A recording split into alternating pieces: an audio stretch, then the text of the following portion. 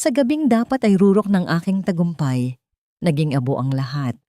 Habang suot ko ang maputik na botas sa ulan, ang asawa kong si Marco ay nilalapastangan ang aming penthouse kasama si Bianca. Kasangkapan lang siya para sa pera natin. Bulyaw ng biyanan kong si Celestina. Sapat na ang 10 taong pagtitiis. Ngayon, gigibain ko ang tore ng inyong kasinungalingan. Handa na ba kayong makitang maging abo ang inyong dangal? Sa ilalim ng malupit na hagupit ng ulan at madilim na langit, tumayo si Teresa Alvarado sa gitna ng construction site na tila isang aninong nilalamon ng putik. Ang kanyang mga paa na nakasuot ng mabigat na bota ay baon na sa malagkit na lupa, ngunit hindi niya alintana ang ginaw. Hawak niya ang mga blueprint ng Villarreal Legacy, ang proyektong itinuring niyang obra maestra, ang alay niya para sa tagumpay ng kanyang asawa. Ang bawat guhit sa papel na yon ay katumbas ng mga gabing hindi niya itinulog at ng bawat pangarap na binuo niya sa loob ng 10 taon. Ang pag-vibrate ng cellphone sa kanyang bulsa ay tila isang kuryenteng gumising sa kanyang pagod na katawan. Sa pag-aakalang si Marco ang tumatawag upang kumustahin siya sa gitna ng bagyo, mabilis niyang kinuha ang telepono. Ngunit ang bumadya sa screen ay hindi isang tawag, kundi isang video mula sa isang hindi kilalang numero. Sa maliit na liwanag ng screen, ang mundo ni Teresa ay tila dahan-dahang gumuho. Ang penthouse na siya mismo ang nagdisenyo. Ang bawat sulok na binuo niya ng may pagmamahal ay naging entablado ng kanyang pinakamatinding bangungot. Doon, sa gitna ng malambot na kama na dapat ay kanila lamang, nakita niya si Marco. Ang kanyang asawa, ang lalaking pinagkatiwalaan niya ng kanyang buhay, ay nakayakap kay Bianca. Ang mga halik na dati ay sa kanya lamang ibinibigay, ay walang pakundangang inilalaan ni Marco sa kanyang sekretarya. Kasunod ng video ay ang isang audio recording na tila isang lason na dumaloy sa kanyang pandinig. Ang boses ni Celestina Villarreal, ang kanyang biyenan, ay narinig niyang malinaw at malamig. Huwag kang mag-alala, Marco. Isang utusan lang si Teresa sa pamilyang ito. Kapag pumutok ang anomalya sa mga kontrata, siya ang ituturo nating may kasalanan. Isang hamak na arkitekto lang siya na galing sa hirap. Utang niya sa atin ang lahat, kaya dapat lang na siya ang magsakripisyo para sa dangal ng mga Villarreal. Ang bawat salita ay tila mga latigo na humahagupit sa kanyang pagkatao. Ang kanyang mga kamay ay nagsimulang manginig, hindi dahil sa lamig ng ulan, kundi dahil sa hapdi ng katotohanan. Ang blueprint na kanina lamang ay maingat niyang pinangangalagaan, ay dahan-dahang ninitas mula sa kanyang pagkakahawak, nahulog sa maputik na lupa, at agad na nilamon ng dumi. Ang kanyang hininga ay naging mabigat, tila may malaking batong nakadagan sa kanyang dibdib na ayaw siyang pahingahin. Walang luhang pumatak sa kanyang mga mata, dahil tila ba ang lahat ng tubig sa kanyang katawan ay naging bahagi na ng baha sa paligid. Ang hapdi sa kanyang lalamunan ay naging isang bukol ng puot na hindi niya mailabas. Sa loob ng 10 taon, naniniwala siyang ang pag-ibig ay pagsasakripisyo. Ngunit ngayon ay napagtanto niyang ang kanyang sakripisyo ay naging pataba lamang para sa kasamaan ng mga taong itinuring niyang pamilya. Dahan-dahan niyang hinubad ang kanyang wedding ring, ang gintong singsing na simbolo ng kanyang katapatan.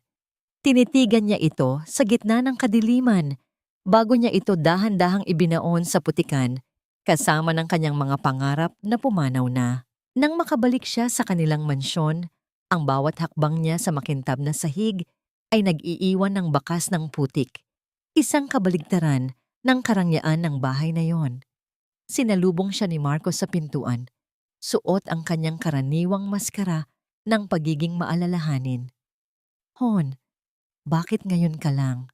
Basang-basa ka at mukhang pagod na pagod. I was so worried about you. Wika ni Marco habang akmang lalapit upang haplusin ang kanyang mukha. Umatras si Teresa. Ang kanyang mga mata ay nananatiling tuyo, ngunit puno ng isang lamig na hindi pa nakikita ni Marco kailanman.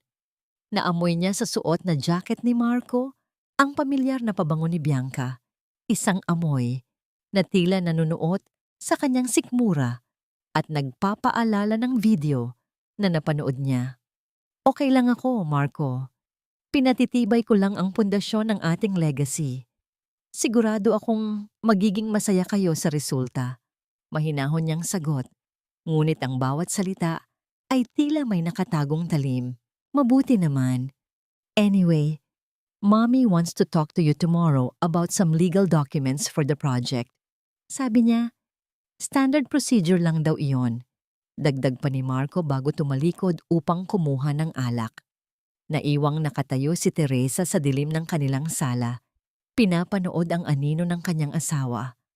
Ang katanungang bumabalot sa kanyang isipan ay hindi na kung bakit siya niloko, kundi kung hanggang saan ang kaya niyang gawin upang bawiin ang lahat ng ninakaw sa kanya. Gaano kaya katagal kayang tumayo ng isang gusali? Kung ang arkitekto mismo ang nagtakda na ito ay gumuho, ang sikat ng araw na sumisilip sa malalaking bintana ng mansyon ay tila isang mapait na paalala na ang mundo ay patuloy sa pag-ikot kahit gumuho na ang pundasyon ng buhay ni Teresa. Sa loob ng malawak at modernong kusina, masusing inihahanda ni Teresa ang almusal, isang ritual na ginagawa niya sa loob ng maraming taon bilang tanda ng kanyang pagmamahal at pagsisilbi. Ang bawat hiwa ng kutsilyo sa mga sangkap ay tila isang paghiwa rin sa kanyang sariling damdamin, ngunit nananatiling kalmado ang kanyang mukha. Suot niya ang kanyang pinakamatibay na baluti, ang maskara ng isang masunurin at martir na asawa. Ang marangyang tunog ng mga yabag sa hagdanan ay nagpahiwatig ng pagdating ni Celestina. Ang kanyang biyenan ay pumasok sa kusina na tila isang reyna na nagmamasid sa kanyang nasasakupan. Bawat galaw ay puno ng awtoridad at nakatagong pang-aalipusta. Naupo ito sa kabisera ng hapagkainan habang maingat na inilalapag ni Teresa ang mainit na kape sa harap nito. Mabuti naman at maaga kang nagising, Teresa. Akala ko ay magkukulong ka na lang sa kwarto matapos kang magpaulan kagabi. You should take care of your health. Dahil alam mo naman na maraming umaasa sa iyo sa kumpanya, lalo na si Marco. Wika ni Celestina habang dahan-dahang hinahalo ang kanyang kape.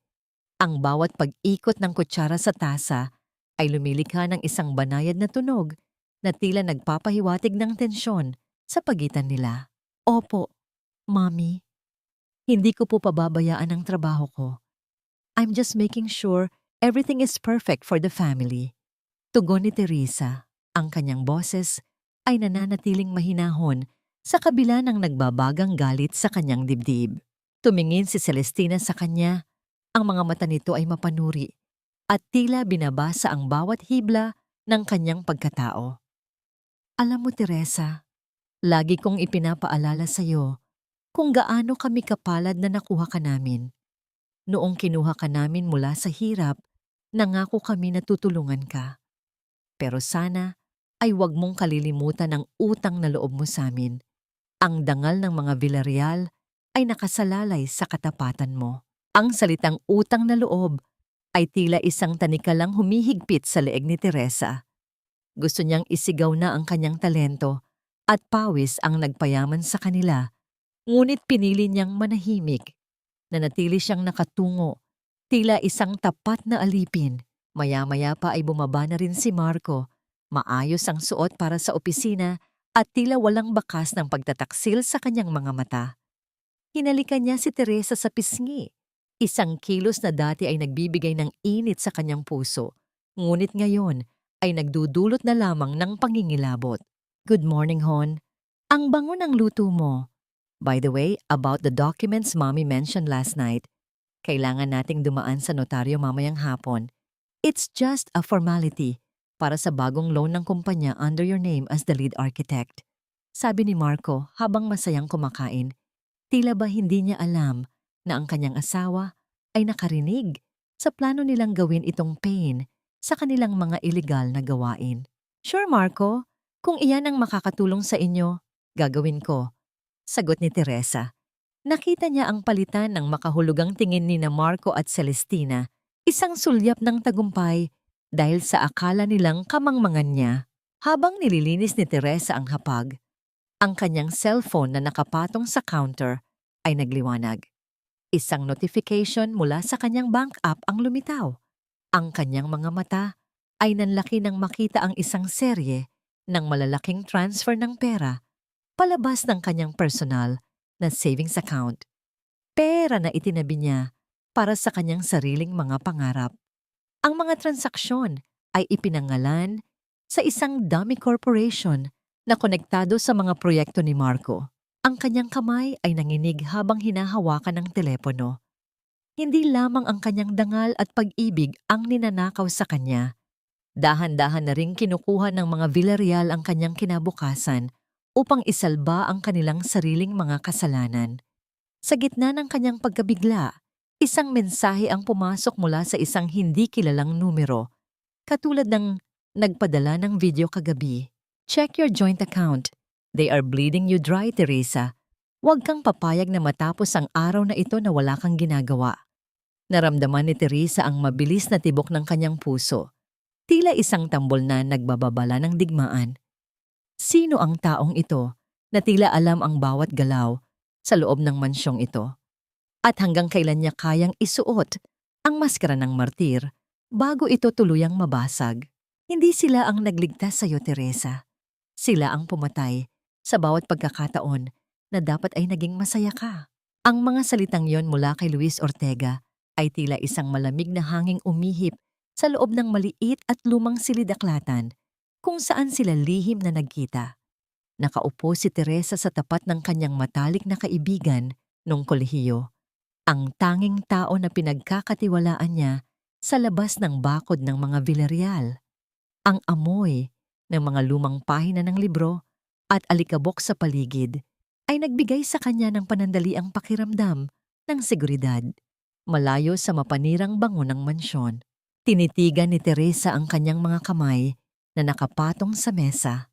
Ang kanyang mga daliri ay dahan-dahang humahaplos sa gilid ng isang kupas na litrato ng kanyang ama. Isang mangingisda na may mapaglarong ngiti at mga matang puno ng pag-asa. Ipinikit niya ang kanyang mga mata at tila bumalik ang kanyang gunita sa madilim na gabi ng aksidente. 12 taon na ang nakalilipas. Ang tanging naaalala niya ay ang pagdating ni Celestina Villarreal sa kanilang barong-barong, bitbit ang pangako ng tulong at pag-aaral, kapalit ng kanyang pananahimik at katapatan. Luis, you don't understand. Kung hindi dahil sa kanila, baka namatay na rin ako sa gutom noon. Utang ko sa kanila ang buhay ko. Bulong ni Teresa. Ang kanyang boses ay nanginginig sa pagitan ng takot at katapatan. Isang mabigat na buntong hininga ang pinakawalan ni Luis bago niya inilapit ang isang makapal na folder kay Teresa. I've been investigating this for months, Teresa.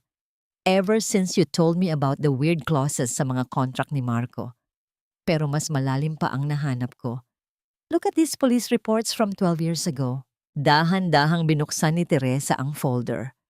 Ang bawat pahina ay tila isang matalim na piraso ng salamin na humihiwa sa kanyang balat. Nakikita niya ang mga dokumento tungkol sa konstruksyon ng isang tulay na pagmamay-ari ng mga Villarreal noon. Ang mismong tulay kung saan nangyari ang trahedya na kumitil sa buhay ng kanyang ama.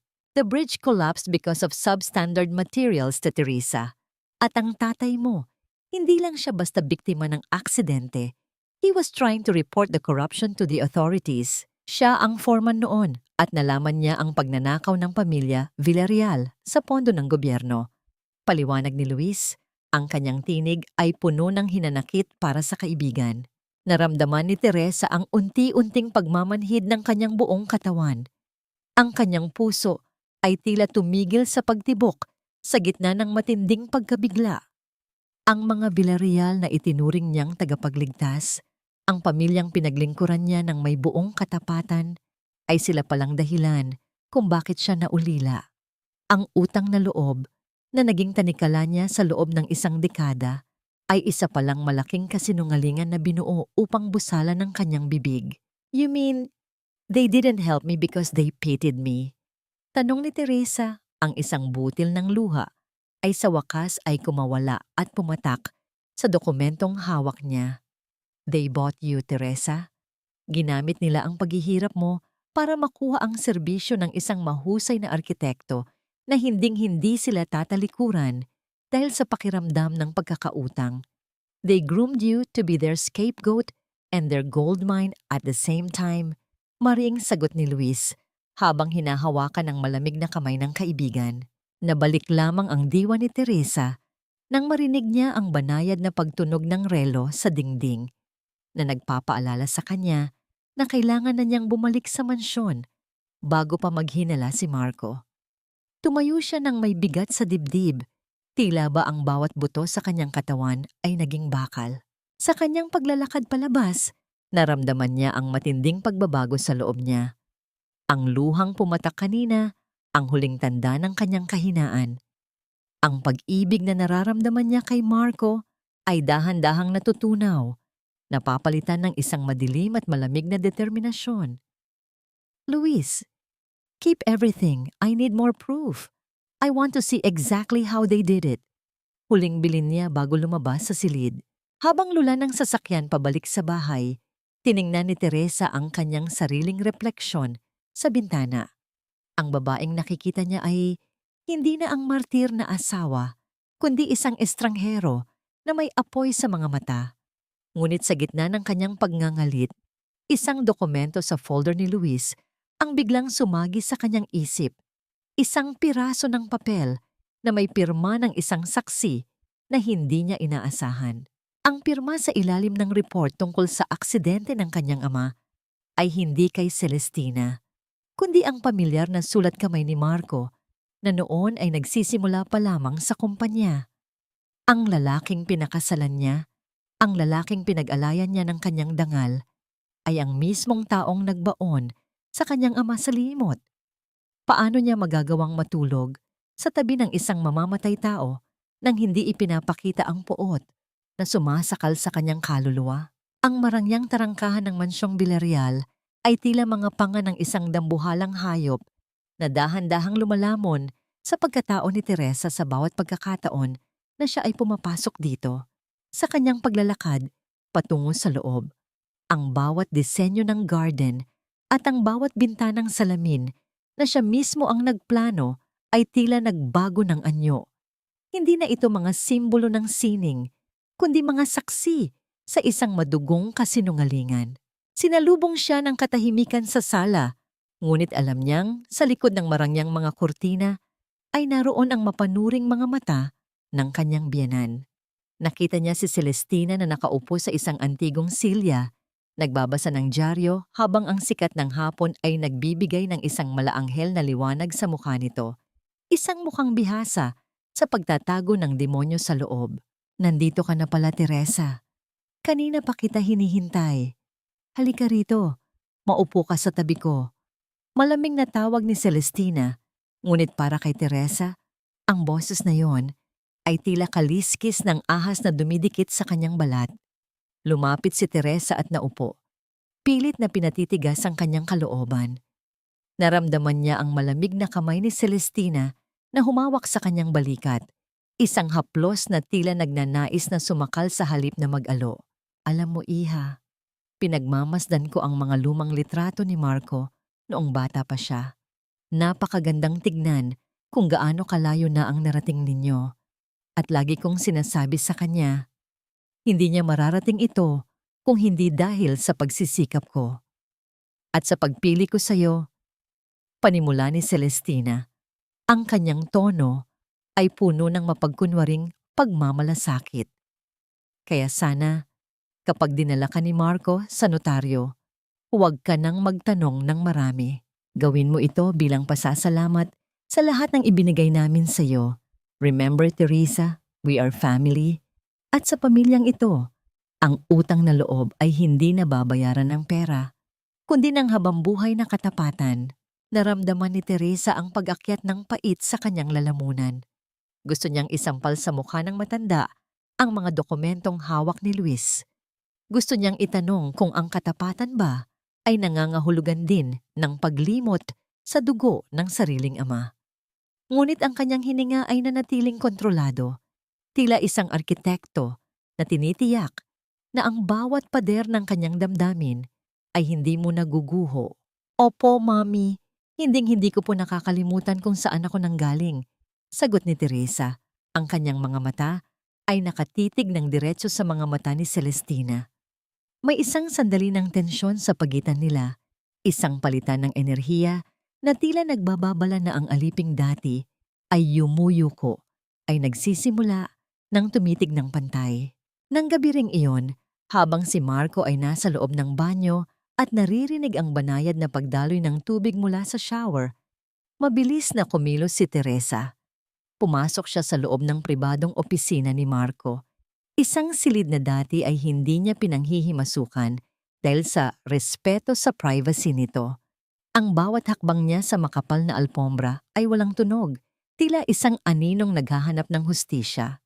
Hinalughog niya ang mga drawer sa lamesa hanggang sa mapansin niya ang isang maliit na bahagi ng dingding sa likod ng isang malaking painting na tila hindi pantay ang lapat.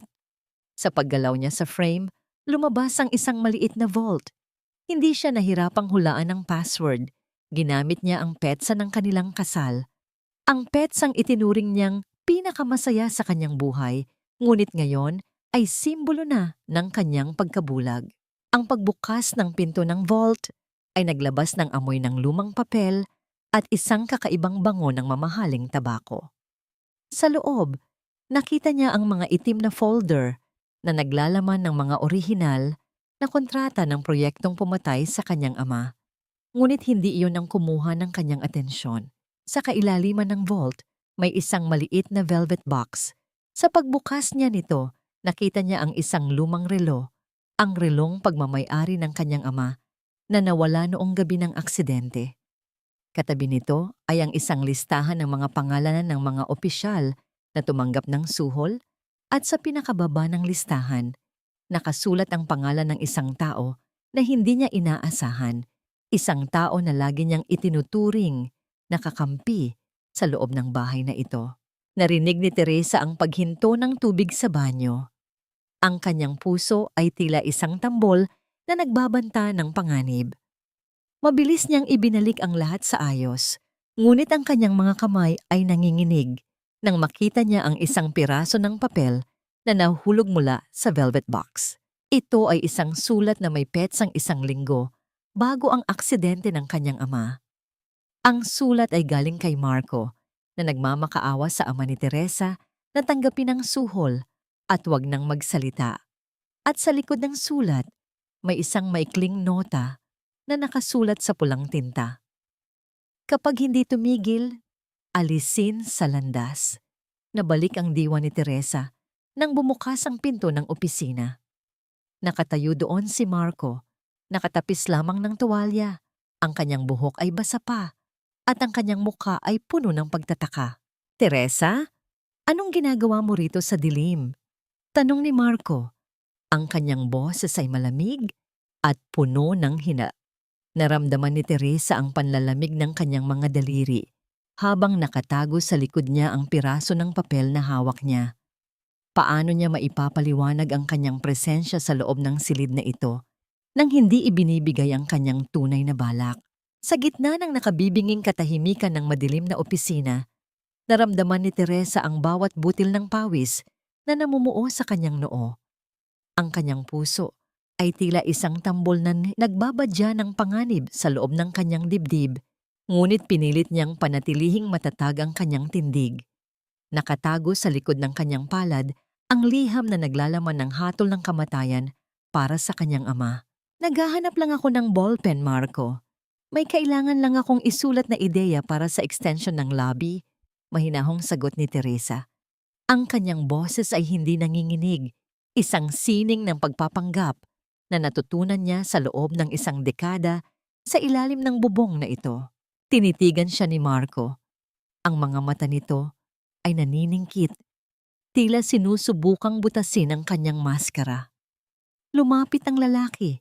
Ang amoy ng shower gel At ang halumigmig ng kanyang balat ay nagdala ng isang pamilyar na init na dati ay nagpapakalma kay Teresa, ngunit ngayon ay nagdudulot lamang ng matinding pangingilabot. Dito, sa dilim, pwede mo namang buksan ang ilaw, Hon.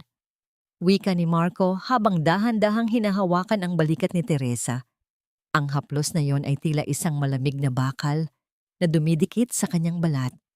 You're working too hard. Masyado mong sineseryoso ang proyektong ito.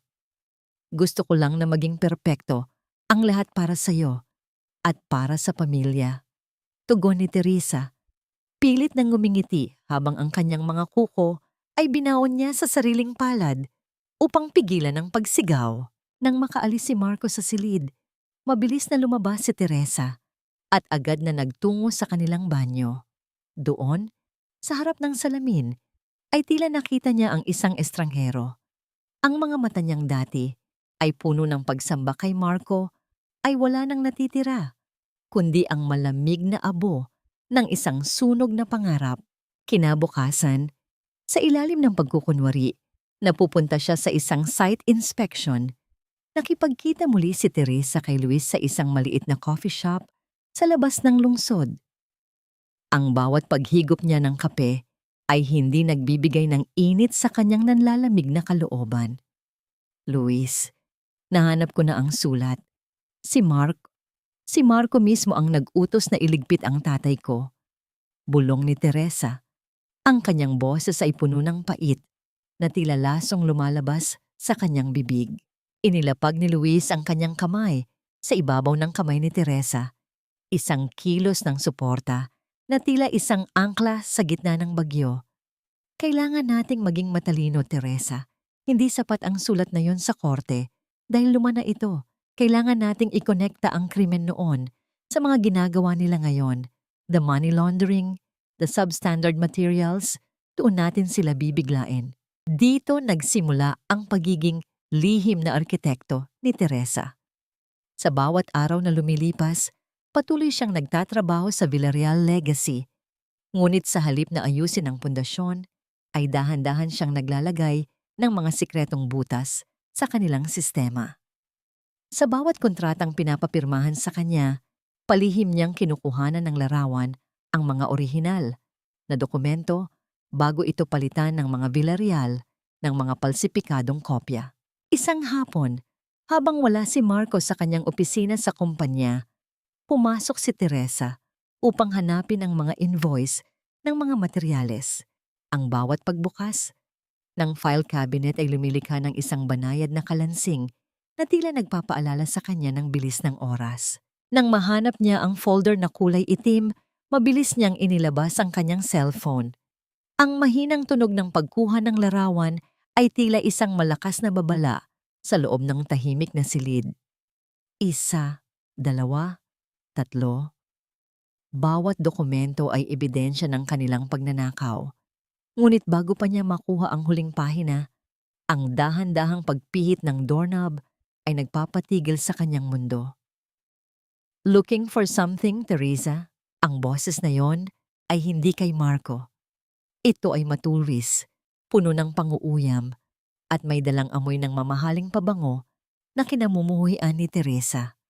Nakatayo sa pintuan si Bianca, suot ang isang mapangaping ngiti, habang ang kanyang mga mata ay nakapako sa cellphone na hawak ni Teresa.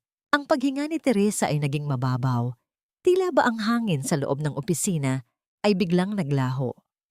Paano niya maipapaliwanag ang mga dokumentong nasa kanyang harapan sa babaeng handang gawin ang lahat upang palitan siya sa buhay ni Marco? Architect Alvarado, hindi ko alam na bahagi pala ng trabaho mo ang maging isang espiya. Ang tinig ni Bianca ay tila isang matalim na piraso ng yelo na dumula sa likod ni Teresa. Nagdulot ng isang matinding panginginig na hindi niya nagawang itago. Ang banayad na paglapat ng pinto ng opisina ay lumikha ng isang selyadong katahimikan, kung saan ang tanging maririnig ay ang mabilis na paghinga ni Teresa at ang mapang-uyam na paghakbang ni Bianca sa makintab na sahig. Ang bawat tunog ng takong ng sapatos ng dalaga ay tila isang pako na ibinabaon sa kabaong ng mga plano ni Teresa. Dahan-dahang humarap si Teresa. Ang kanyang mga daliri ay mahigpit na nakakapit sa cellphone na naglalaman ng mga lihim ng mga Villarreal. Ang amoy ng mamahaling pabango ni Bianca, isang matamis ngunit nakakasulasok na amoy ng jasmine at vanilla, ay nanunuot sa kanyang ilong, tila isang lason na nagnanais siyang sakalin. Bianca, hindi ito ang iniisip mo. Tinitignan ko lang ang mga invoice para sa construction materials. Matatag na wika ni Teresa, bagaman sa loob niya ay tila isang gusaling dahan-dahang gumuho ang kanyang lakas. Isang mapang-aping tawa ang kumawala sa mga labi ni Bianca habang dahan-dahan itong lumalapit. Ang mga mata nito ay nakapako sa gadget na pilit itinatago ni Teresa sa kanyang likuran. Architect, please. Huwag na tayong magbulahan. You're smart, but I'm smarter. I've been watching you since the day you started acting differently. Akala mo ba hindi ko napapansin ang mga pag-alis mo ng walang paalam? Lumapit palalo si Bianca. Sapat na upang maramdaman ni Teresa ang init ng hininga nito sa kanyang mukha. You think you're so righteous, Teresa? You're just a wife on paper. Isang dekorasyon sa buhay ni Marco na matagal na niyang gustong itapon. Why do you think he gives me access to all of this but keeps you in the dark? It's because I'm the one he trusts. Ako ang kasama niya sa bawat tagumpay, habang ikaw ang nakatadhana sa bawat pagkatalo. Naramdaman ni Teresa ang panunuyo ng kanyang lalamunan. Ang bawat salita ni Bianca ay tila isang latigo na humahagupit sa kanyang sugatang dangal. Ngunit bago pa siya makasagot, ang dahan-dahang pagpihit ng doorknob ay muling nagpatigil sa mundo. Pumasok si Marco. Ang kanyang mukha ay pagod, ngunit agad na nagliwanag nang makita si Bianca. Ngunit ang liwanag na yon ay mabilis na napalitan ng pagtataka nang makita ang dalawang babae sa loob ng kanyang silid. Marco, darling, mabuti at dumating ka. Malambing na wika ni Bianca. Ang kanyang tono ay biglang nagbago mula sa pagiging matalim tungo sa pagiging isang biktima. I caught Teresa going through your private files. She was taking pictures, Marco. I think she's planning something against the company. Tumingin si Marco kay Teresa. Ang kanyang mga mata ay puno ng isang lamig na mas masakit pa sa anumang sampal. Hindi siya lumapit sa kanyang asawa. Sa halip, dahan-dahan niyang inilagay ang kanyang kamay sa baywang ni Bianca. Isang kilos ng pagmamay-ari at proteksyon sa harap mismo ng kanyang legal na asawa. Teresa, is this true? Malamig na tanong ni Marco. After everything we gave you, after everything my mother did for your family, gagawan mo kami ng masama. Ang sakit na naramdaman ni Teresa ay tila isang malaking alon na tumangay sa lahat ng kanyang natitirang pasensya.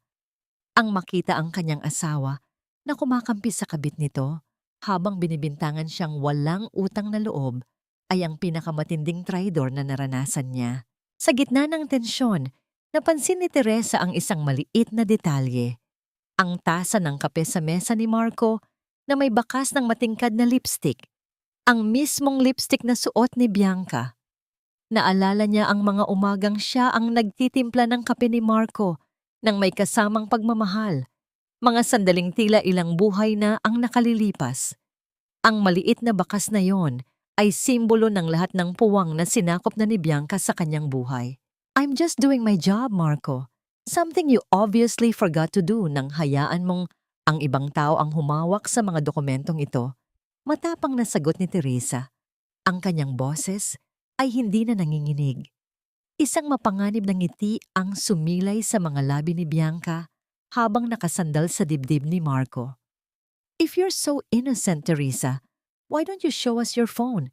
Ipakita mo ang huling mga litrato sa gallery mo. Ang katahimikan ay naging mas mabigat. Alam ni Teresa na kung ibibigay niya ang telepono, tapos na ang kanyang laban. Ngunit kung tatanggi siya, patutunayan lamang nito ang hinala ni Marco. Show it to me, Teresa. Ngayon din, utos ni Marco. Ang kanyang boses ay puno ng awtoridad na hindi matatanggihan. Naramdaman ni Teresa ang pagmamanhid ng kanyang mga daliri. Isang maling galaw At hindi lamang ang kanyang plano ang guguho, kundi pati na ang kanyang kaligtasan. Sa gitna ng kanyang pag-aalinlangan, bumukas ang pintuan at pumasok ang isang security guard na may dalang isang envelope. Sir Marco, may nagpadala po nito para kay Ma'am Teresa. Urgent daw po. Kinuha ni Bianca ang envelope bago pa man ito mahawakan ni Teresa. Sa pagbukas nito, isang serye ng mga litrato ang lumabas. Ngunit hindi ito mga dokumento ng kumpanya. Ito ay mga litrato ni na Marco at Bianca sa iba't ibang taguan, masinsinan at hindi maitatangging ebidensya ng kanilang relasyon. Ngunit sa likod ng isa sa mga litrato, may nakasulat na isang babala sa pulang tinta na nagpatigil sa paghinga ni Bianca. I know about the child, Bianca. And Marco will too, very soon. Nanlaki ang mga mata ni Bianca at bigla nitong itinago ang litrato mula kay Marco. Habang si Teresa ay naiwang nakatitig sa takot na bumalatay sa mukha ng kanyang kaaway. Sino ang nagpadala nito at ano ang lihim na itinatago ni Bianca na maging siya ay handang pumatay upang hindi malaman ni Marco? Ang bawat hakbang ni Teresa papasok sa mansyon ay tila paghatak sa isang mabigat na tanikala na nakagapos sa kanyang buong pagkatao. Ang bango ng mga mamahaling bulaklak sa florera sa sala ay hindi nagawang takpan ang malansang amoy ng pagtataksil na kanina lamang ay nasaksihan niya sa opisina ni Marco. Ang imahe ng kanyang asawa na protektadong nakayakap kay Bianca habang siya ay hinuhusgahan ay tila isang laso na dahan-dahang kumakalat sa kanyang mga ugat, nagpapamanhid sa kanyang puso. Tumuloy siya sa kusina, nagnanais na uminom ng tubig upang pawiin ang tuyot na pakiramdam sa kanyang lalamunan.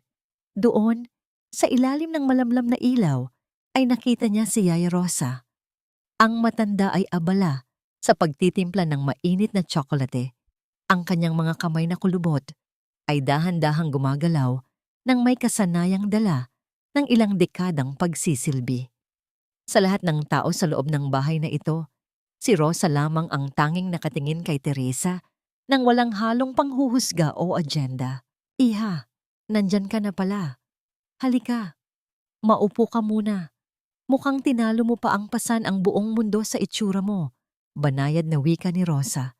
Ang boses nito ay tila isang mainit na kumot sa gitna ng nagyayelong gabi. Hindi nakapagsalita si Teresa. Lumapit siya sa matanda at bigla na lamang isinubsob ang kanyang mukha sa balikat nito. Ang paghikbi na kanina pa niya pinipigilan sa harap ni na Marco at Bianca ay sa wakas ay kumawala. Hindi bilang isang malakas na tunog, kundi bilang isang mabigat na pag-uga ng kanyang mga balikat. Naramdaman niya ang marahang paghaplos ni Rosa sa kanyang buhok, isang kilos na nagpaalala sa kanya sa kalinga ng kanyang yumaong ina. Yaya, bakit po ganito?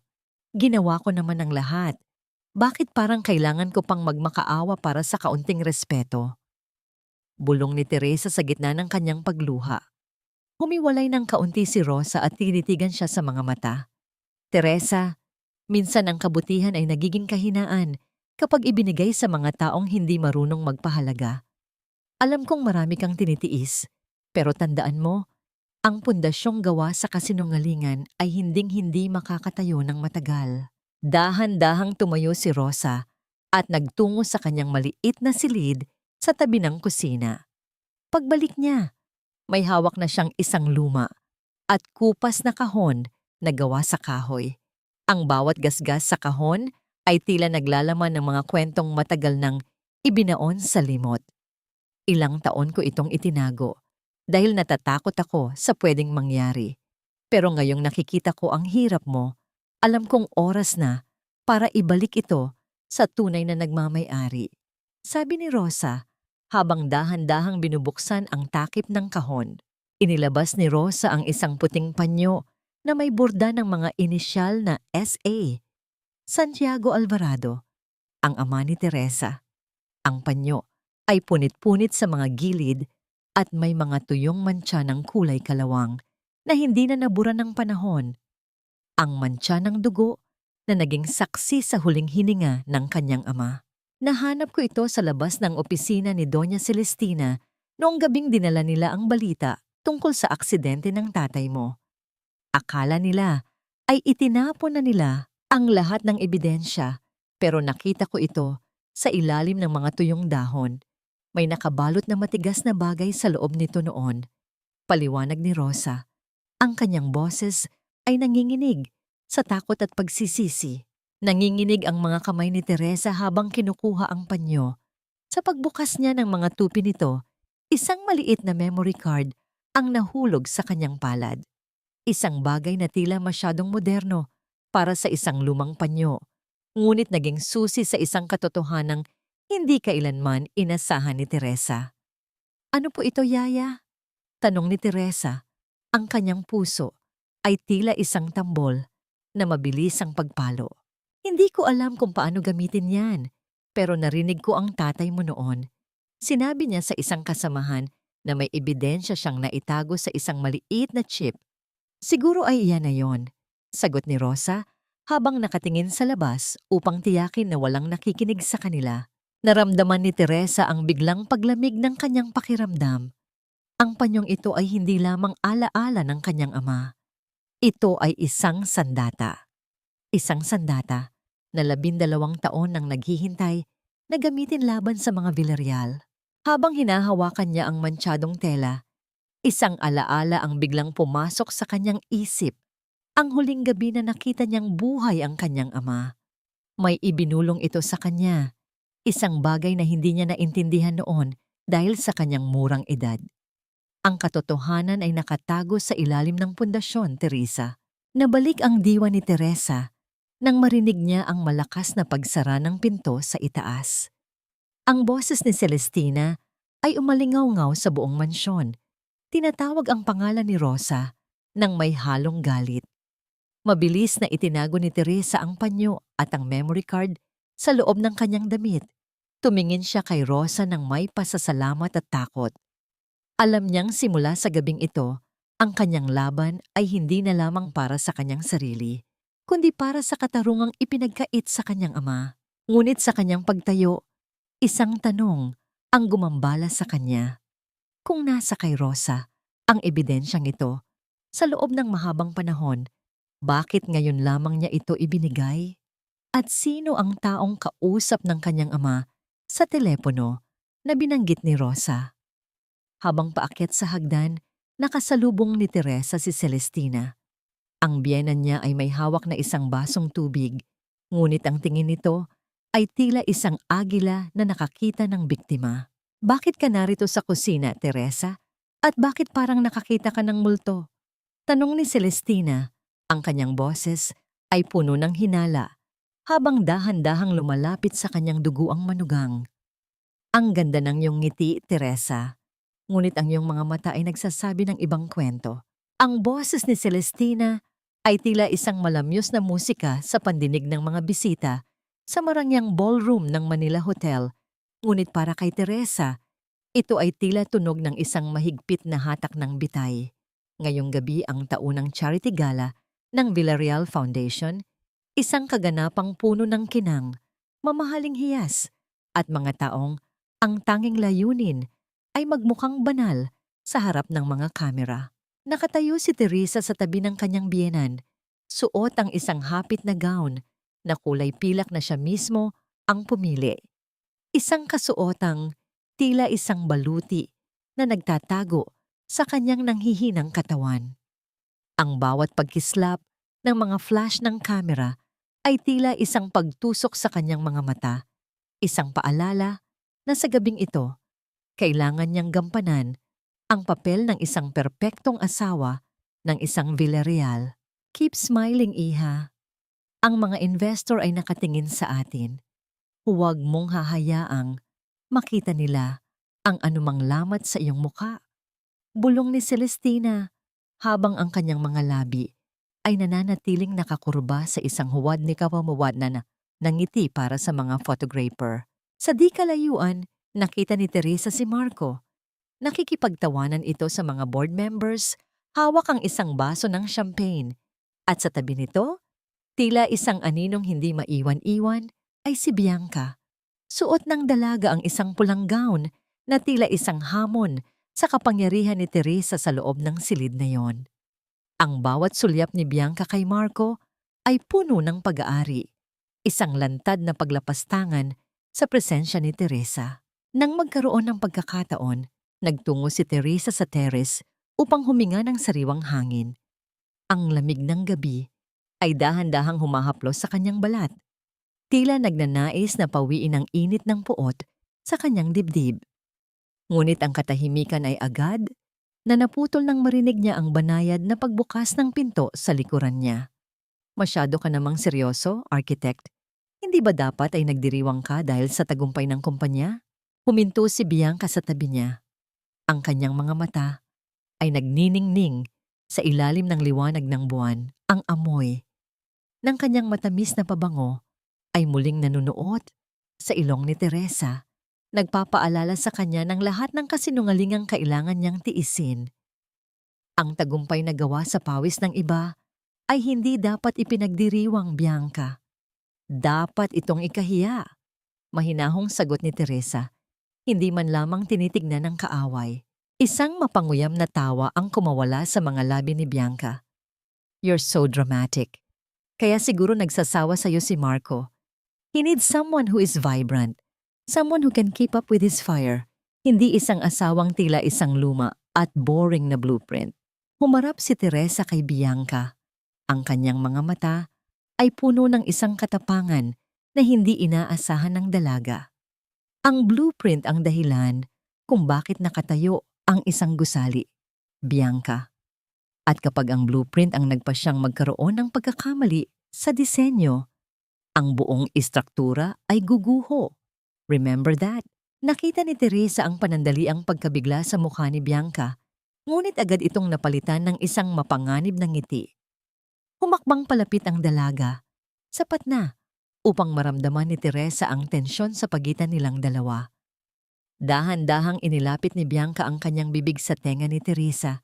Ang bawat salita ay tila isang lason na dahan-dahang ibinubuhos. You think you have the upper hand because you're the wife? Think again, Teresa. Marco will never leave me, especially now. Isang malamig na pangingilabot ang dumaan sa gulugod ni Teresa. What are you talking about? Dahan-dahang ibinaba ni Bianca ang kanyang kamay sa kanyang tiyan, isang kilos na tila isang selyo sa isang madilim na kasunduan. Isang malapad at mapangaping makamangiti ang sumilay sa kanyang mga labi habang nakatitig ng diretso sa mga mata ni Teresa. I'm carrying his heir, Teresa, ang batang magdadala ng pangalang Villarreal na hinding-hindi mo na ibigay sa kanya sa loob ng 10 taon. Marco knows and he's thrilled. So, sino sa atin ang tunay na kailangan sa pamilyang ito? Ang mundo ni Teresa ay tila biglang huminto. Ang tunog ng musika sa loob ng ballroom ay naging isang malabong ugong sa kanyang pandinig.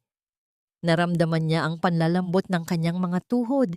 Tila ba ang lahat ng kanyang lakas ay hinigop ng balitang yon. Ang 10 taon ng kanyang paghihintay, ng kanyang pag-asa na magkakaroon sila ng sariling pamilya, ay tila isang malaking biro na ngayon ay tinatawanan ni Bianca sa kanyang harap. Hindi nakapagsalita si Teresa habang pinapanood niyang maglakad pabalik sa loob si Bianca.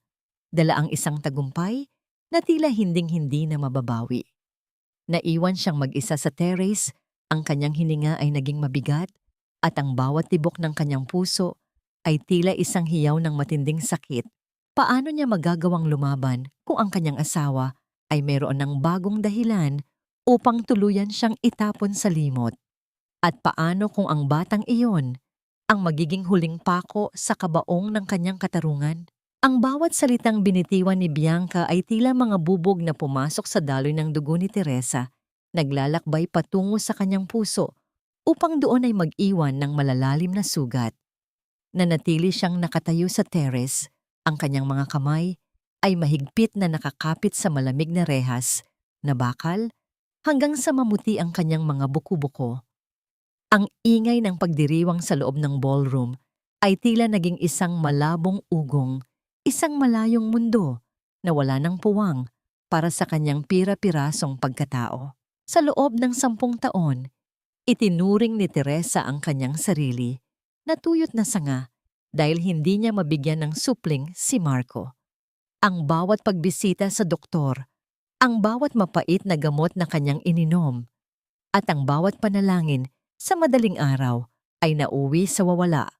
Ngunit ngayon, ang katotohanang ang bunga ng pagtataksil ay mas mabilis pang sumibol kaysa sa bunga ng katapatan ay ang pinakamabigat na sampal na kanyang natanggap.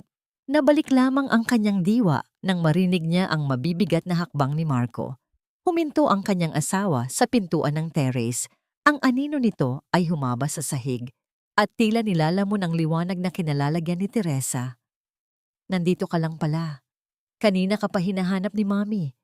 Kailangan nating magpa-picture kasama ang mga mayor. Wika ni Marco. Walang bakas ng pagsisisi sa kanyang tinig, wala ring pag-aalinlangan. Humarap si Teresa. Ang kanyang mukha ay kasing lamig ng marmol. Totoo ba, Marco? Ang sinabi ni Bianca? Saglit na natigilan si Marco. Ang kanyang mga mata ay kumislap ng isang emosyong hindi mawari ni Teresa. Pagmamalaki ba o paghamon? Dahan-dahan siyang lumapit. Ang bawat hakbang ay tila isang pag-angkin sa panibagong kapangyarihang hawak niya. Kung tungkol ito sa bata, oo Teresa, magkakaroon na ako ng tagapagmana. Something you failed to provide for a decade. Malamig na sagot ni Marco. Inayos niya ang kanyang kurbata nang may buong kumpiyansa. Huwag kang mag-alala, hindi kita hihiwalayan agad. Kailangan pa natin ang pirma mo para sa legacy project.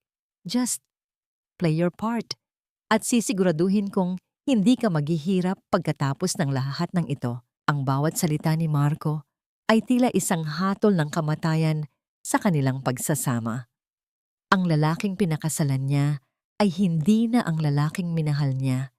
Siya ay isa ng halimaw na binuo ng kasakiman at kawalang hiyaan. Kinabukasan, sa kabila ng bigat ng kanyang nararamdaman, sa pilitang lumabas si Teresa upang makipagkita kay Luis. Kailangan niya ng plano. Ang pagkakaroon ng bata sa sinapupunan ni Bianca ay nagpabago sa timpla ng kanyang paghihiganti. May isang inosenteng buhay na madadamay, ngunit may isang katarungang kailangang makamit para sa kanyang ama. Nagkita sila sa isang liblib na parke, kung saan ang mga puno ay nagsisilbing proteksyon laban sa mapanuring mga mata. Inilahad ni Teresa ang lahat, ang memory card, ang panyo, at ang balita tungkol sa pagbubuntis ni Bianca. Teresa, lalo tayong dapat magmadali. Mariing wika ni Luis habang sinusuri ang mga file sa kanyang laptop. The child changes nothing about their crimes. In fact, it explains why they are so desperate to pin the legal issues on you. Gusto nilang magsimula ng bagong buhay gamit ang pera mo at ang kalayaan mo. Habang masinsinang nag-uusap ang dalawa, naramdaman ni Teresa ang isang kakaibang pakiramdam. Ang pakiramdam na may nakatingin sa kanila. Tumingin siya sa paligid, ngunit ang tanging nakita niya ay ang mga batang naglalaro at ang mga matatandang naglalakad.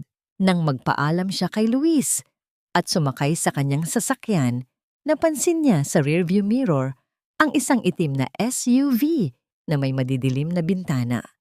Sa bawat kanto na kanyang nililiko, ang sasakyan ay nananatili sa kanyang likuran. Tila isang aninong hindi siya maiwan-iwan. Ang bawat paghinto niya sa traffic light ay nagdudulot ng mabilis na pagtibok ng kanyang puso. Tila isang babala ng isang panganib na hindi niya nakikita. Sinubukan niyang bilisan ng takbo, ngunit ang itim na sasakyan ay sumusunod din sa kanyang bilis. Nang makarating siya sa isang medyo madilim na bahagi ng kalsada, patungo sa kanilang subdivision, biglang humarurot ang SUV at pilit siyang iginitna sa gilid ng kalsada. Naramdaman ni Teresa ang matinding pag-uga ng kanyang sasakyan habang pilit niyang iniiwasan ang banggaan. Ang tunog ng kanyang mabilis na paghinga ay tila lalong nagpabigat sa hangin sa loob ng sasakyan. Sino ang nasa loob ng sasakyang yon? Sila Marco ba? O ang mga taong nais siyang patahimikin bago pa niya mailabas ang katotohanan? Sa gitna ng tensyon, Isang malakas na impact ang naramdaman ni Teresa mula sa likuran, dahilan upang mawalan siya ng kontrol sa manibela. Ang kanyang sasakyan ay dahan-dahang uminog patungo sa madilim na bangin sa gilid ng kalsada. Sa huling sandali, bago ang lahat ay maging madilim, nakita ni Teresa ang pintuan ng itim na SUV na bumukas at isang pamilyar na bango ng mamahaling pabango ang tila inihatid ng hangin sa loob ng kanyang nawasak na sasakyan. Ang bawat hininga ni Teresa ay tila isang matalim na bubog na humihiwa sa kanyang dibdib. Bawat paglanghap ay may kasamang lasa ng bakal at alikabok. Sa gitna ng puting liwanag ng silid sa ospital, ang tanging maririnig ay ang dahan-dahang pag-agos ng likido mula sa swero patungo sa kanyang mga ugat. Isang mabagal at nakakatakot na ritmo sa gitna ng katahimikan. Hindi siya makagalaw. Ang kanyang katawan ay tila naging bilanggo ng sarili niyang mga sugat, ngunit ang kanyang diwa ay gising na gising. Ang amoy ng jasmine at vanilla, ang mapang-aping halimuyak ni Bianca na naamoy niya bago siya mawalan ng malay sa bangin, ay nananatiling nakaukit sa kanyang gunita. Isang masangsang na paalala na ang kamatayan ay dumaan at nag-iwan ng bakas. Dahan-dahang bumukas ang pinto at iniluwa nito si Marco. Ang kanyang asawa ay lumapit ng may mukhang puno ng huwad na pighati. Ngunit sa mga mata ni Teresa, ang bawat galaw ni Marco ay tila isang pagtatanghal sa isang entablado ng kasinungalingan. Hon, salamat sa Diyos at gising ka na. Halos mabaliw ako sa pag-aalala nang mabalitaan ko ang aksidente. I thought I lost you. Bulong ni Marco habang dahan-dahang hinahawakan ang malamig na kamay ni Teresa. Ang haplos na yon ay hindi na nagbibigay ng init, kundi isang matinding pangingilabot na tila dumi na dumidikit sa kanyang balat. Hindi sumagot si Teresa. Tinitigan niya lamang ang kisame, hinahayaan ang katahimikan na magsilbing pader sa pagitan nilang dalawa. Alam niya ang totoo. Ang aksidente ay isang hatol na hindi natuloy, at ang lalaking humahalik sa kanyang noo ngayon ay ang parehong lalaki na nais siyang burahin sa mundo. Pumasok din si Celestina. Suot ang kanyang mamahaling perlas at ang kanyang nakasanayang aura ng awtoridad. Teresa, iha, utang mo sa langit na buhay ka pa. Pero sana, maging aral ito sa'yo. Masyado kang nagiging pabaya at ang stress na idinudulot mo sa pamilyang ito dahil sa aksidenteng ito ay hindi makakatulong sa proyektong legacy. You should rest, but don't forget your responsibilities. Naramdaman ni Teresa ang pait sa kanyang lalamunan. Kahit sa bingit ng kamatayan, ang tanging mahalaga kay Celestina ay ang dangal at ang pera ng mga Villarreal. Sa sandaling iyon, ang huling hibla ng awa sa puso ni Teresa ay tuluyang napatid. Ang pagkamatay ng kanyang lumang sarili, sa bangin na yon ang naging pagsilang ng isang bagong arkitekto, ang arkitekto ng kanyang sariling paglaya. Makalipas ang ilang linggo, bumalik si Teresa sa mansyon. Ang bawat hakbang niya sa makintab na sahig ay tila pagmamarka ng kanyang teritoryo. Sinimulan niya ang kanyang huling obra sa loob ng kanyang silid tanggapan.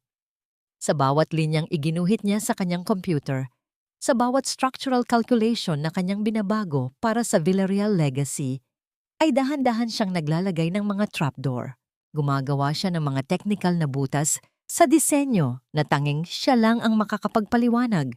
Mga butas na magsisilbing matibay na ebidensya ng substandard materials at pagnanakaw sa pondo kapag dumating na ang araw ng paghuhukom. Isang hapon, pumasok si Marco sa kanyang silid, dala ang huling set ng mga dokumentong legal. Hon, we need your final signature here. Ito na ang huling phase para sa launching. Everything is set. After this, we can finally have that long vacation we planned. Kinuha ni Teresa ang panulat. Tinitigan niya ang puting pahina, ang lugar kung saan ang kanyang pangalan ay magsisilbing proteksyon para sa mga krimen ni Marco. Ngunit sa ilalim ng mga legal na jargon na inihanda ni na Marco at Celestina, palihim na binago ni Teresa ang isang mahalagang clause sa tulong ni Luis. Isang maliit na pagbabago na maglilipat ng lahat ng operational responsibility pabalik kay Marco sa sandaling may makitang anomalya. Are you sure about this, Marco? Kapag pinirmahan ko ito, wala nang balikan. Mahinahong tanong ni Teresa. Ang kanyang mga mata ay nakapako sa asawa. Of course, Hon. I trust you more than anyone. This is our future. Sagot ni Marco ng may pekeng tamis. Hindi alam na ang pinipirmahan niyang kinabukasan ay ang kanyang sariling bitag. Dahan-dahang idiniin ni Teresa ang dulo ng panulat sa papel. Ang pagdaloy ng tinta sa puting pahina ay tila isang itim na ahas na gumagapang patungo sa leeg ng kanyang asawa. Pinanood niya ang bawat kurba ng kanyang sariling pirma, ang huling sakripisyo na gagawin niya para sa katarungang matagal nang ninakaw. Pagkaalis ni Marco, mabilis na pumasok si Bianca sa silid. Ang kanyang tiyan ay dahan-dahan nang bumabakas sa kanyang manipis na damit. Tiningnan niya si Teresa nang may mapanguyam ng ngiti. You look pale, architect. Baka hindi mo kayanin ang launching. Don't worry, I'll be there to support Marco. In fact, he already bought a suite for me and the baby sa mismong opening night. It's funny, isn't it? Ikaw ang nagdisenyo, pero ako ang reynang titira doon. Pangiinsulto ni Bianca. Tumingin si Teresa sa kanya. Hindi na may halong sakit, kundi may halong habag. Enjoy the view while it lasts, Bianca. Dahil ang mga gusaling walang matibay na pundasyon ay kadalasang gumuho sa gitna ng gabi kung kailan ang lahat ay mahimbing na natutulog. Nabalik lamang ang diwa ni Teresa nang marinig niya ang banayad na pagtunog ng kanyang cellphone. Isang mensahe mula sa isang hindi kilalang numero ang lumitaw. Nakuha ko na ang kopya ng pirma ni Marco. It's done. Pero may kailangan kang malaman tungkol sa pre-launch party mamaya. Something you didn't design is waiting for you in the ballroom. Naramdaman ni Teresa ang biglang pagbilis ng kanyang tibok ng puso. Ano ang inihanda ng kanyang mga kaaway na hindi niya inaasahan? At handa ba siyang harapin ang susunod na hagupit bago pa man dumating ang kanyang huling tagumpay? Ang karangyaan ay tila isang makapal na telon na pilit nagtatago sa baho ng nabubulok na konsensya. Sa pagpasok ni Teresa sa malawak na ballroom ng Villarreal Legacy, ang bawat kislap ng mga kristal na chandelier sa itaas ay tila mga nanunuya na mata. Ang bawat sulok ng silid na ito ay dumaan sa kanyang paningin. Bawat kurba ng pader ay iginuhit ng kanyang mga kamay, ngunit sa gabing ito, pakiramdam niya ay isa siyang estranghero sa sarili niyang likha. Ang amoy ng mamahaling wine at ang bango ng mga sariwang bulaklak ay hindi nagawang pawiin ang pait na nananatili sa kanyang lalamunan. Nakasabit sa gitna ng ballroom ang isang dambuhalang digital screen. Doon, nakita ni Teresa ang unexpected na babala sa mensahe. Isang video presentation ang nagsimulang umandar na nagpapakita ng kasaysayan ng pamilya Villarreal. Ang bawat larawan ay puno ng pagyayabang, ngunit ang puso ni Teresa ay tila pinilit pigaan ng isang malupit na kamay nang lumitaw ang larawan ng kanyang yumaong ama, si Santiago Alvarado. Hindi ito isang pagpupugay. Ang boses ni Celestina na ni-record para sa video ay umalingaw-ngaw sa buong silid nang may kasamang maling impormasyon. Ang Villarreal Legacy ay itinayo sa pundasyon ng pagpatawad. 12 taon na ang nakalilipas. Isang foreman ang nagtangkang nakawin ang pondo ng kumpanya. Ngunit sa halip na kasuhan ang kanyang pamilya, pinili naming kupkupin ang kanyang anak na si Teresa. Ngayon, ang anak na yon ang nagdisenyo ng gusaling ito bilang tanda ng kanyang pagsisisi at pasasalamat. Naramdaman ni Teresa ang biglang pagmamanhid ng kanyang buong pagkatao. Ang bawat bulong ng mga bisita sa paligid, ang bawat tingin na puno ng panghuhusga at kunwaring habag ay tila mga karayom na tumutusok sa kanyang balat. Ang kanyang ama, ang lalaking namatay dahil sa pagtatanggol sa katotohanan, ay ginawang kriminal sa harap ng buong alta sosyedad upang magmukhang mga santo ang mga Villarreal. Narito ang isang alternatibong bersyon na pinananatili ang emosyon, ngunit ibang pagkakalahad. Paano nila nagawa iyon? Mahinang usal ni Teresa, ang kanyang tinig ay marupok na tila anumang sandali mapuputol. Ipinagdikit niya ang kanyang mga palad, ngunit ang mga kukoy unti-unting bumaon sa laman hanggang maramdaman niya ang bahagyang init ng sariling dugo. Isang mumunting kirot na pilit umaagaw sa kanyang pansin mula sa mas matinding sakit na kumikirot sa kanyang dibdib. Lumapit si Marco sa kanya. Hawak ang isang baso ng alak at may suot na mapaglarong na ngiti. "Hon, look at the guests. Everyone is impressed. Mommy's speech was a masterpiece, right? It made you look like a saint of gratitude." Tinitigan ni Teresa si Marco. Sa ilalim ng mga makukulay na ilaw, ang mukha ng kanyang asawa ay tila isang maskara ng demonyo. "You lied, Marco. Nilapastangan niyo ang alaala ng tatay ko sa harap ng lahat ng taong ito." Isang mahinang tawa ang kumawala sa mga labi ni Marco bago niya inilapit ang kanyang muka sa tenga ni Teresa. "Teresa, don't be so sensitive. It's just branding. Isang magandang storya ng redemption ang kailangan ng mga investors. Besides, sino ang maniniwala sa isang patay na mangingisda kumpara sa amin? Just keep your mouth shut and smile. Pagkatapos nito, makukuha mo na ang kalayaang gusto mo, di ba?" Tumalikod si Marco upang batiin ang isang senador. Iniwan si Teresa na nakatayo sa gitna ng silid na tila isang aninong unti-unting nilalamon ng dilim. Ngunit sa gitna ng kanyang paghihinagpis, naramdaman niya ang isang kamay na dahan-dahang humawak sa kanyang siko. Si Luis Ortega. Nakasuot ito ng isang simpleng tuxedo, ngunit ang kanyang mga mata ay nag-aapoy sa galit para sa kanyang kaibigan. "Teresa, hindi na ito tungkol sa pera o sa kumpanya. This is war." They crossed the line. "Luis, iabot mo sa akin ang control room access," utos ni Teresa. Ang kanyang boses ay biglang naging malamig at matalim. Ang luhang kanina ay nagbabadyang pumatak ay biglang natuyo, napalitan ng isang determinasyon na kasing tigas ng bakal. "Are you sure? Kapag ginawa natin ito ngayon, masisira ang pre-launch party. Hahabulin ka nila," babala ni Luis. "Hayaan mong habulin nila ako sa gitna ng guho ng kanilang sariling dangal," sagot ni Teresa habang dahan-dahang naglalakad patungo sa likod ng entablado. Ang bawat hakbang niya ay tila isang huling marcha ng isang mandirigma. Pumasok si Teresa sa control booth kung saan ang mga technician ay abala sa pag-aayos ng mga ilaw.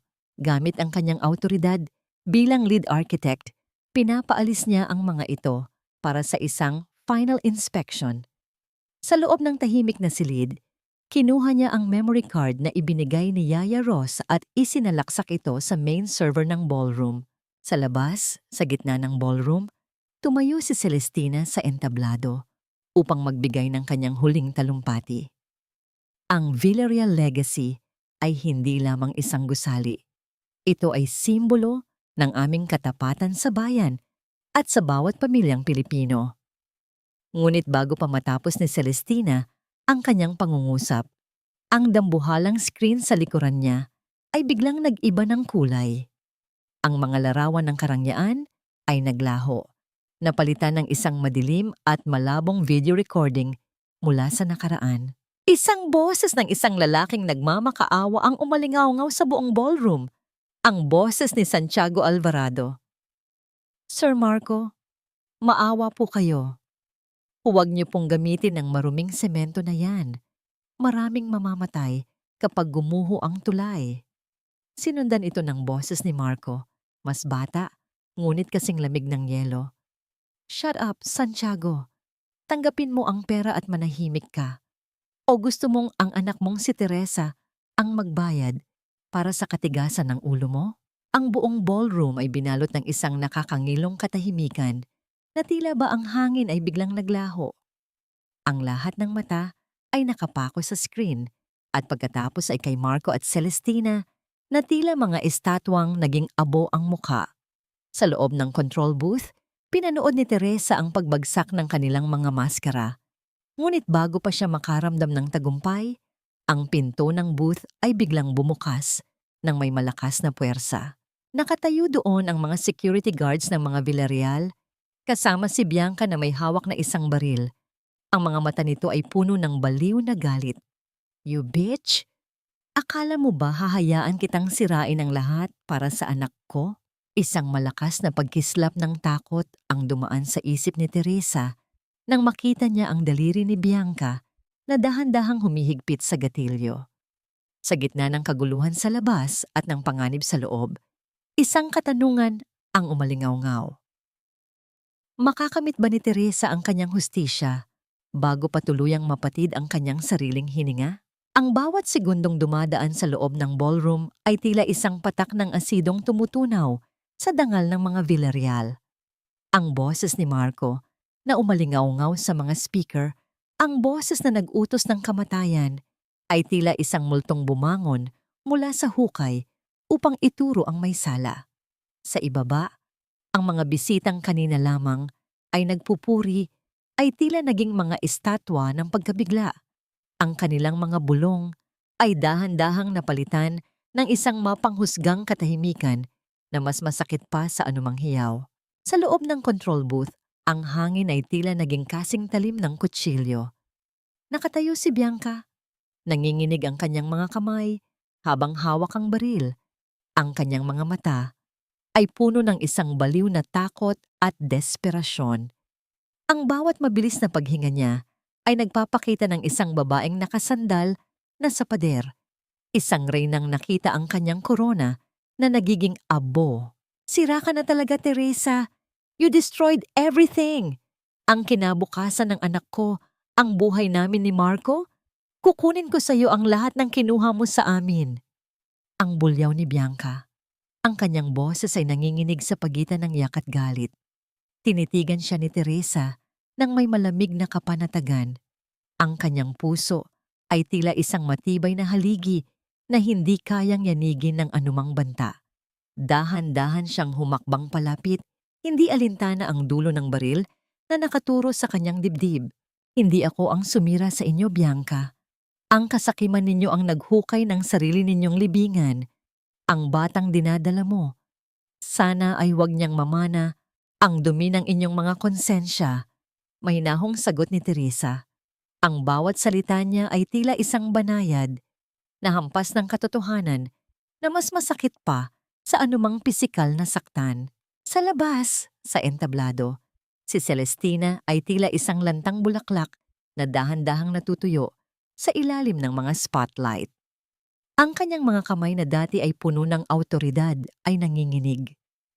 Habang pilit na inaayos ang kanyang mga perlas, ngunit ang mga hiyas na yon ay tila naging mga tanikalang sumasakal sa kanya. Nakita ni Teresa sa monitor ang pagpasok ng mga tauhan ng National Bureau of Investigation sa ballroom. Ang kanilang mga uniforme ay tila mga aninong nagdadala ng hatol ng tadhana. "Marco Villarreal, Celestina Villarreal, meron kaming warrant of arrest para sa inyong dalawa." Ang boses ng opisyal ay umalingaw-ngaw sa buong silid, pumasag sa huling pag-asa ng mga mapagsamantala. Sa loob ng booth, narinig ni Bianca ang anunsyo. Ang kanyang mukha ay naging kasing puti ng papel. Ang dahan-dahang paghigpit ng kanyang daliri sa gatilyo ay naging hudyat ng isang trahedyang muntik ng maganap. Ngunit bago pa man niya ito magawa, ang pinto ng booth ay bumukas ng may matinding puwersa. Pumasok si Luis Ortega kasama ang mga security personnel ng gusali. Sa gitna ng kaguluhan, mabilis na naagaw ang sandata mula kay Bianca. Ang mabigat na pagbagsak ng baril sa sahig ay lumikha ng isang tunog na tila hudyat ng pagtatapos ng isang madilim na kabanata. Napaluhod si Bianca, humihikbi ng walang tigil habang ang kanyang mga pangarap na maging isang Villarreal ay tuluyan ng naglaho sa hangin. Lumapit si Luis kay Teresa at hinawakan ang kanyang balikat. "Tapos na, Teresa. Nakuha na natin ang katarungan." Lumingon si Teresa sa dambuhalang screen sa labas. Nakita niya si Marco na pinapoposa ng mga pulis. Ang kanyang mukha ay puno ng kahihiyan at puot. Tumingin si Marco sa direksyon ng control booth. Tila ba ramdam niya ang presensya ni Teresa sa likod ng madilim na salamin. Wala nang natira sa CEO na dati ay tila hari ng mundo. Isa na lamang siyang talunang lalaki na nilamon ng sarili niyang mga kasinungalingan. Sa gitna ng lahat ng ito, naramdaman ni Teresa ang isang kakaibang pakiramdam ng kapayapaan. Ang bigat na dinala niya sa loob ng 12 taon ay tila dahan-dahang sumama sa hanging umiihip sa loob ng ballroom. Ngunit sa kanyang pagtayo, nakita niya ang isang maliit na detalye sa monitor. Si Celestina, sa gitna ng kaguluhan, ay may inilabas na isang maliit na vial mula sa kanyang bag at dahan-dahan itong ininom bago pa man siya mahawakan ng mga pulis. Ang bawat kalamnan sa mukha ni Celestina ay biglang naging matigas at ang kanyang katawan ay dahan-dahang bumagsak sa entablado ng Villarreal Legacy. Ang huling hininga ng matandang Donya ay naging isang malamig na paalala na may mga taong mas pipiliin ang mamatay kaysa harapin ang kahihiyan ng kanilang mga gawa. Nabalik ang diwa ni Teresa nang marinig niya ang malakas na iyak ni Bianca na isinasakay na rin sa sasakyan ng mga pulis dahil sa tangkang pagpatay. Naiwan si Teresa at Luis sa loob ng nagdidilim na ballroom sa gitna ng mga basag na kristal at nagkalat na mga bulaklak. Ano na ang susunod nating gagawin? Tanong ni Luis. Tiningnan ni Teresa ang kanyang mga kamay, ang mga kamay na bumuo ng mga gusali at ngayon ay nanggiba ng mga imperyo. Magtatayo tayo ng bago, Luis. Pero sa pagkakataong ito, sisiguraduhin nating ang pundasyon ay gawa sa katotohanan, hindi sa dugo. Ngunit sa gitna ng kanyang paglalakad palabas, isang pamilyar na tinig ang tumawag sa kanyang pangalan mula sa dilim ng parking lot. Isang tinig na puno ng pagsisisi, ngunit may dalang isang huling lihim na hindi pa alam ni Teresa. Teresa, pakiusap, tignan mo ako. Ang boses na yon ay tila isang gasgas na plaka, puno ng pait at panghihina.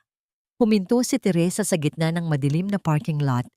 Ang bawat hininga niya ay lumilikha ng manipis na usok sa lamig ng gabi.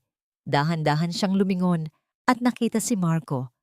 Nakapusan ang mga kamay at pilit na pinatitigil ng mga pulis bago isakay sa loob ng sasakyan. Ang kurbata nito ay maluwag na, ang kanyang mamahaling tuxedo ay gusot-gusot, at ang buhok na dati ay laging maayos ay nakalaylay na sa kanyang noo. Wala na ang makapangyarihang CEO. Ang nasa harap ni Teresa ay isang anino na lamang ng lalaking minahal niya. Ang bawat kurba ng mukha ni Marco ay tila isang mapa ng mga kasalanang itinago niya sa loob ng 10 taon. Ang kanyang mga mata, na dati ay puno ng pag-ibig na akala ni Teresa ay tunay, ay wala nang natitira kundi ang matinding pagsisisi at takot. Ang dahan-dahang paglapat ng metal na posas sa kanyang mga pulso ay lumikha ng isang tunog na tila huling pako sa kabaong ng kanilang pagsasama. Teresa, hindi ko ginusto ang lahat ng ito. Si Mommy, siya ang nag-utos ng lahat. Wala akong magawa. Ang nagmamakaawang bulyaw ni Marco, habang ang bawat salita ay tila isang lason na pilit niyang isinusuka. I loved you, Teresa. Totoo ang nararamdaman ko sa'yo. Nabulag lang ako sa takot na mawala ang lahat sa akin. Isang malamig na ngiti ang sumilay sa mga labi ni Teresa habang pinagmamasdan ng kanyang asawa. Ang pag-ibig na nakabase sa takot at dugo ay hindi pag-ibig, Marco. Iyon ay pag-aari. Ginamit niyo ako, ang talento ko, at ang buhay ng tatay ko para lang sa tore ninyong gawa sa buhangin. Ngayon, panoorin mo kung paano ito dahan-dahang nagiging abo. Sa kabilang sasakyan, nakita ni Teresa si Bianca. Ang babaeng dati ay puno ng yabang at ganda ay tila isang basahang-basa. Ang kanyang bawat hikbi ay puno ng desperasyon habang nakahawak sa kanyang tiyan. Ang bawat paguga ng kanyang balikat sa pag-iyak ay tila isang malupit na musika sa pandinig ni Teresa. Hindi dahil sa siya ay masama, kundi dahil sa wakas ay natapos na ang pang-aapi nito. Sa isang saglit, Ang kanilang mga mata ay nagtagpo at nakita ni Teresa ang matinding inggit na nauwi sa ganap na pagkatalo. Ang bata, paano ang anak ko, Marco? Ang huling hiyaw ni Bianca bago isara ng pulis ang pinto ng sasakyan nang may mabigat na tunog na tila nagtapos sa kanyang mga pangarap. Naiwan si Teresa sa gitna ng parking lot, pinapanood ang mga asul at pulang ilaw ng mga sasakyan ng pulis habang dahan-dahang lumalayo. Ang katahimikan ay muling bumalik, ngunit sa pagkakataong ito, hindi ito ang nakakabinging katahimikan ng takot. Ito ay ang katahimikan ng paglaya. Naramdaman ni Teresa ang banayad na pag-ihip ng hangin sa kanyang mukha. Tila isang haplos ng kanyang ama mula sa kabilang buhay, nagpapasalamat dahil sa wakas ay nalinis na ang kanyang pangalan. Lumapit si Luis sa kanya. Hawak ang isang maliit na envelope na nakuha mula sa vault ni Celestina bago ito tuluyang selyuhan ng mga awtoridad. Teresa, may isang bagay na hindi nakuha ng mga pulis. Sa tingin ko, para sa iyo talaga ito. Kinuha ni Teresa ang envelope. Ang bawat pagpunit niya sa papel ay lumilikha ng isang marahang tutunog na tila pagbaklas sa huling pader ng kanyang nakaraan. Sa loob, nakita niya ang isang lumang sulat na may pamilyar na sulat kamay. Hindi ito galing kay Marco at hindi rin kay Celestina. Ito ay sulat ng kanyang ama na may petsang isang araw bago ang aksidente. Habang binabasa ang bawat salita, naramdaman ni Teresa ang mabilis na pagtibok ng kanyang puso. Teresa, anak ko, alam kong hindi ako magtatagal, pero huwag kang matatakot. May inihanda akong lugar para sa iyo, isang pundasyon na hinding-hindi nila magigiba. Hanapin mo ang lumang parola sa ating bayan. Doon nakatago ang tunay mong pamana. Ang mga luhang kanina pa pinipigilan ni Teresa ay dahan-dahang pumatak sa papel. Binabasa ang tinta ng nakaraan. Isang lihim na pamana? Isang lugar na hindi alam ng mga Villarreal? Naramdaman ni Teresa ang isang bagong kuryente ng kuryosidad at takot. Anong uri ng kayamanan o katotohanan ang iniwan ng kanyang ama sa ilalim ng isang lumang parola? Tumingin si Teresa sa malayo, sa direksyon ng kanyang bayang kinalakihan. Ang gabi ay malalim pa, ngunit sa abot tanaw ay tila may anino ng isang liwanag na naghihintay. Luis, ihanda mo ang sasakyan. Kailangan nating bumalik sa pinagmulan ng lahat. Wika ni Teresa. Ang kanyang boses ay puno ng determinasyon. Sa pag-andar ng kanilang sasakyan, iniwan ni Teresa ang gumuhong imperyo ng mga Villarreal. Ngunit sa kanyang isipan, ang katanungan ay nananatili. Ano ang nakatago sa parola na kayang baguhin ang lahat ng alam niya tungkol sa kanyang sariling pagkakakilanlan? Ang bawat hininga ng dagat na humahaplos sa mukha ni Teresa ay tila isang malamig na tubig na naghuhugas sa lahat ng dumi ng lungsod na kanyang iniwan. Habang dahan-dahang tumitigil ang sasakyan sa paanan ng matandang parola sa kanilang bayan, ang amoy ng alat at tuyong lumot ay nagdala sa kanya pabalik sa panahong ang tanging problema niya ay ang taas ng alon at ang bigat ng lambat ng kanyang ama. Ang parola ay tila isang matandang bantay na gawa sa bato.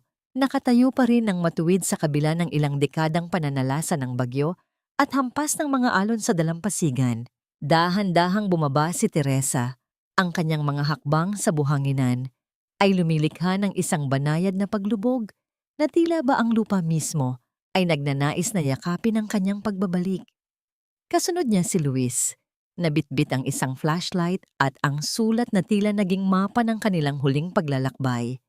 Ang katahimikan ng gabi ay binabasag lamang ng ritmo ng dagat na tila isang dambuhalang dibdib na humihinga ng malalim at payapa.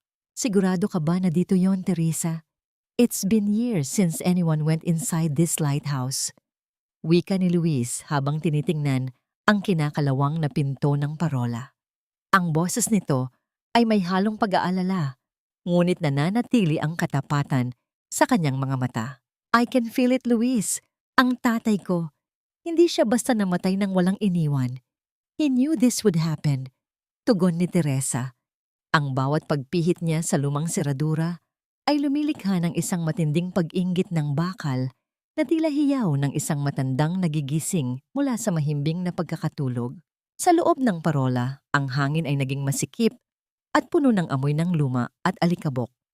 Ang bawat hakbang nila sa paikot na hagdanan ay nagdudulot ng isang mahinang pagyanig sa ilalim ng kanilang mga paa. Nang makarating sila sa pinakaituktok kung saan dati ay nagniningning ang malaking ilawan, huminto si Teresa. Inalala niya ang bawat sulok, bawat tago ng kanyang ama noong siya ay bata pa. Lumapit siya sa isang bahagi ng pader na gawa sa makapal na kahoy, kung saan may nakaukit na isang maliit na krus, ang mismong krus na inukit ng kanyang ama noong kaarawan niya. Gamit ang isang maliit na distornilyador, dahan-dahang binaklas ni Teresa ang isang bahagi ng sahig sa ilalim ng ukit. Ang bawat pag-angat ng kahoy ay naglalabas ng isang mahinang kalansing ng mga tuyong dahon at alikabok. Doon, sa ilalim ng madilim na butas, ay nakita niya ang isang maliit na kahon na gawa sa tanso, balot sa isang makapal at langis na tela upang hindi pasukin ng kalawang. Nang buksan ni Teresa ang kahon, ang bawat hibla ng kanyang pagkatao ay tila nakaramdam ng isang matinding kuryente. Sa loob ay hindi ginto o mamahaling hiyas ang nakita niya. Nakita niya ang mga orihinal na titulo ng lupa sa kanilang baybayin. Mga lupang kinuha ng mga Villarreal sa pamamagitan ng pananakot at pandaraya. Ngunit higit sa lahat, may isang itim na journal na naglalaman ng bawat transaksyon, bawat pangalan ng mga taong pinatahimik ng pamilya ni Marco sa loob ng 2 dekada. Luis, hindi lang pala ang tatay ko ang biktima, marami sila. Bulong ni Teresa habang binabasa ang mga pangalang nakasulat sa bawat pahina. Ang bawat salita ay tila isang tinig na sumisigaw mula sa nakaraan, humihingi ng katarungan. Ngunit sa pinakahuling pahina ng journal, may isang sobrang kulay asul. Sa loob nito ay isang kasunduan na nilagdaan ng ama ni Teresa at ng lolo ni Marco. Ang titulo ng lupang kinatatayuan ng pinakamalaking proyekto ng mga Villarreal ay nakapangalan pala sa pamilya Alvarado. Ang lahat ng karangyaan na tinatamasa ni Marco at Celestina ay itinayo sa lupang ninakaw mula sa pamilya ni Teresa. This is huge, Teresa. You don't just own the evidence, you literally own the land they built their legacy on. Manghang wika ni Luis habang sinusuri ang mga dokumento sa ilalim ng liwanag ng flashlight. Everything they have, it's legally yours. Naramdaman ni Teresa ang pag-agos ng mga luha sa kanyang mga pisngi. Hindi ito luha ng pait, kundi luha ng isang anak na sa wakas ay nahanap na ang katotohanang matagal na ipinagkait sa kanya. Ang kanyang ama ay hindi lamang isang foreman. Siya ay isang lalaking lumaban para sa kanilang karapatan hanggang sa huling sandali. Nabalik ang diwa ni Teresa nang makita niya sa ibaba ng parola ang mga ilaw ng isang sasakyan na dahan-dahang lumalapit. Ang bawat pag-ikot ng mga gulong sa buhanginan ay nagdadala ng isang pamilyar na kaba. Sino ang susunod sa kanila sa liblib na lugar na ito? Someone is here, Luis, babala ni Teresa habang dahan-dahang isinasara ang tanso na kahon. Mula sa pintuan ng parola, pumasok ang isang anino. Hindi ito pulis at hindi rin tauhan ng mga Villarreal. Ito ay isang matandang lalaki. Ang kanyang mukha ay puno ng mga kulubot ng panahon, ngunit ang kanyang mga mata ay pamilyar kay Teresa. Santiago, nahanap na ng anak mo ang iniwan mo, wika ng matanda. Ang kanyang boses ay tila isang hanging umiihip mula sa nakaraan. Sino ang matandang ito na tila naging tagapagbantay ng lihim ng kanyang ama? At anong huling piraso ng puzzle ang dala niya na magbabago sa turing ni Teresa sa katarungang akala niya ay tapos na niyang makamit? Sino po kayo? Ang tanong ni Teresa. Ang kanyang boses ay tila isang marahang hanging naghahanap ng kasagutan sa gitna ng kadiliman. Ang kanyang mga kamay ay nananatiling nakayakap sa tanso na kahon. Tila ba ito ang huling dugtong niya sa kanyang nakaraan? Ang matanda ay dahan-dahang lumapit. Ang bawat hakbang niya sa lumang sahig ng parola ay lumilikha ng isang banayad na pag-inggit ng kahoy na tila nagkukwento ng mahabang panahon ng paghihintay. Huminto siya sa ilalim ng malamlam na liwanag ng flashlight ni Luis at doon ay nakita ni Teresa ang mga matang puno ng luha at pagkilala. Ako si Mang Tano, ang dating tagapagbantay ng parolang ito. Ako ang huling taong nakausap ng iyong ama bago siya tuluyang kinuha ng mga Villarreal. Wika ng matanda. Ang kanyang boses ay nanginginig, puno ng bigat ng isang lihim na 12 taon niyang dinala sa kanyang dibdib. Naupo sila sa mga lumang crates sa loob ng parola. Ang amoy ng dagat at alikabok ay naging saksi sa huling paglalantad ng katotohanan. Ikinuwento ni Mang Tano kung paano nalaman ni Santiago ang tungkol sa pagnanakaw ng lupa.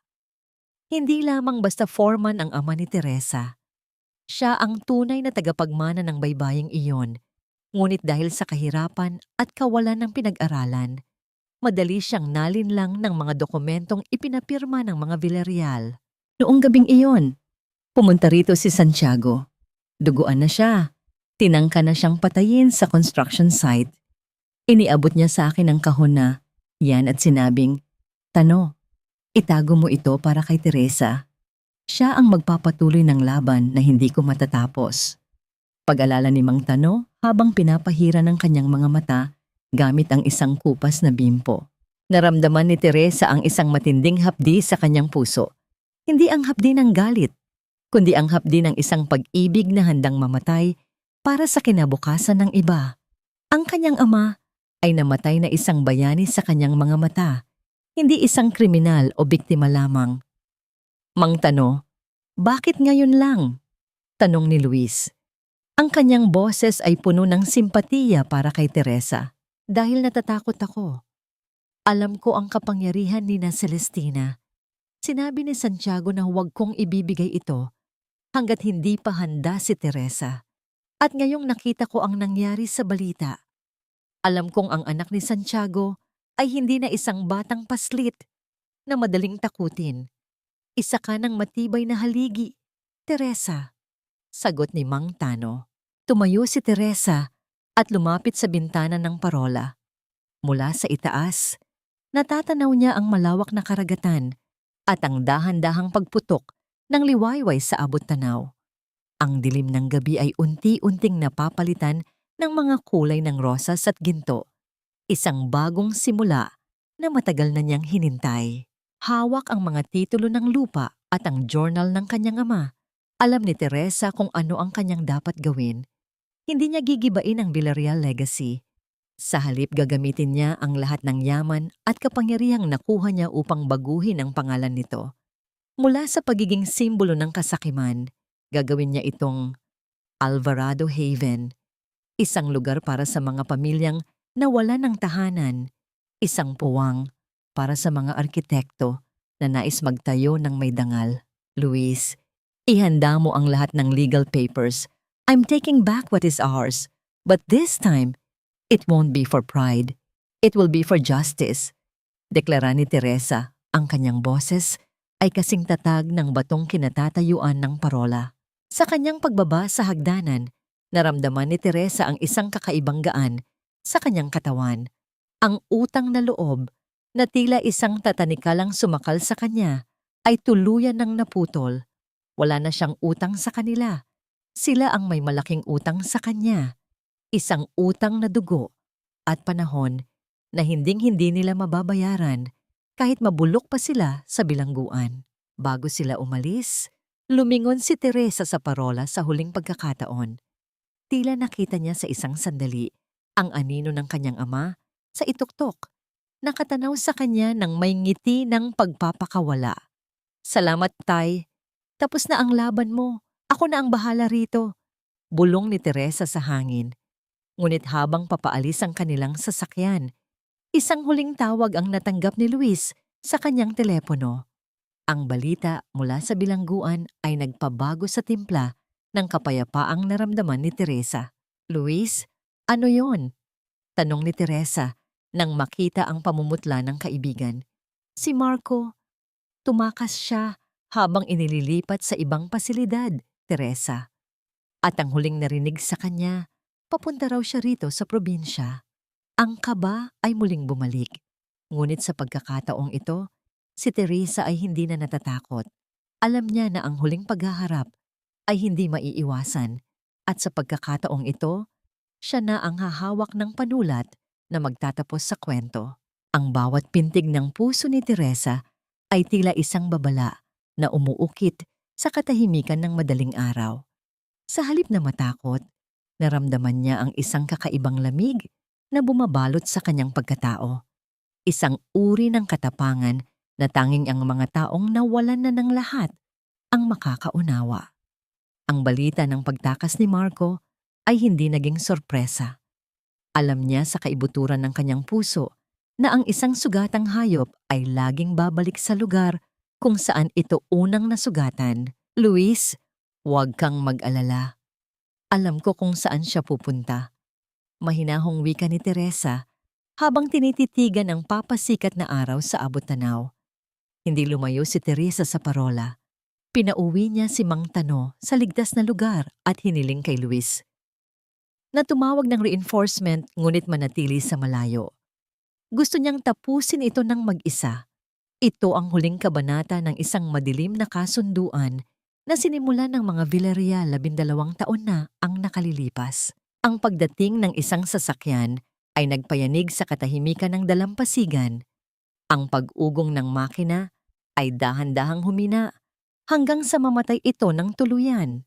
Mula sa makapal na alikabok na nilikha ng mga gulong sa tuyong lupa, lumabas ang isang anino.